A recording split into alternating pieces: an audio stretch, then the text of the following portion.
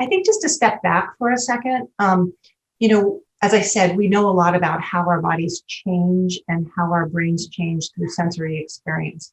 Basic science also understands a lot about how neurotransmitters work, how memory works, how motor systems work, how these experiences actually work at a molecular or mechanistic level. And so what has really been interesting is to look at the way this very interdisciplinary field takes basic science and can use that to solve what we think of as pretty intractable problems like Alzheimer's or Parkinson's or different types of mental health challenges that we might face, from depression to schizophrenia to addiction and other kinds of things. So I'll just give you a couple of examples. And you don't have to go far to find them. During the pandemic, we saw people outside singing. We saw them connecting to each other, looking at the role of sound and singing for connection and collaboration and community where we were feeling so isolated. In Alzheimer's, we know that autobiographical music can really open someone up and tap into the brain, tap into the hippocampus, and help folks that are suffering with dementia or Alzheimer's remember something about who they were, maybe even remember you for a moment. And while that may not stay, it's those moments that are so amazing. Another example is thinking about Parkinson's and the role of dance and movement to help folks with gait.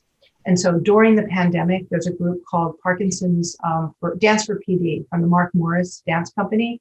And they are broadcasting all over the world with dance, in essence, dance lessons for people to be able to move who maybe have Parkinson's or stroke or other neurodegenerative issues.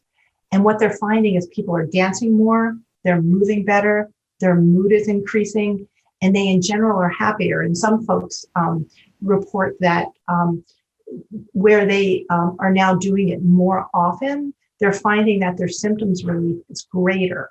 So we know a lot about how these art forms make us feel better, how the neurotransmitters are working and how the reward system works, and how we think about different aspects in terms of how we embody these work. But the science of this is in some ways very early too. So we're trying to continue to understand things like dosage. How much do you need? How long do you need it? What's the right configuration? So it's very interesting time to be thinking about something that's ancient, right? The arts have been with us forever. And I always say this, that artists have always known the power of these tools. It's really the science that's catching up to the art and trying to add some new knowledge to help, put more wind in the sail in terms of how and when and why and where we can use this work, and how funding and practice and policy changes so that it's more available to folks.